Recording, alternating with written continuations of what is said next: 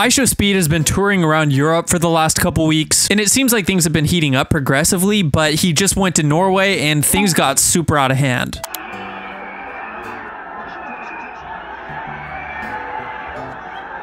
So just to give some context, actually a few minutes before this clip took place, Speed was jumping around and ended up injuring his foot pretty badly. Oh, that was so funny!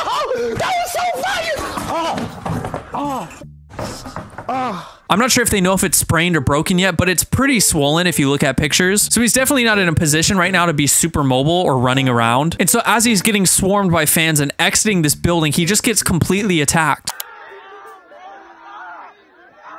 Just from seeing some of the clips, you can't help but feel super bad for him. It's pretty brutal. There's even a clip of people breaking the glass door to a building that Speed doesn't even own. He's just taking shelter in. And he's definitely a crazy and wild character himself. Insert a clip of him barking at somebody. But I feel like regardless of his crazy energy, it's still important to keep in mind that he's playing a character. On one hand, I think that this situation has become so dangerous because he has somewhat encouraged behavior like this. Not directly or like this was ever his intention, but it's kind of like that clip of him barking at that kid and the kid barking back at him. I think that when you behave in certain types of ways, people are going to kind of copy you because they look up to you. And so through this, people have created this vision of him that he really is this crazy person and it's okay to just completely wild out. It's something that's completely trashed with this generation. People are just completely unfiltered and unhinged, but it's 100% gone way too far and it's gotten really dangerous at this point. Even Speed seems pretty frustrated and upset by this, as anybody would be. And he's somebody who acts pretty wild all the time and seems to have a pretty big tolerance to this kind of thing. And I know that he would have never in a million years expected something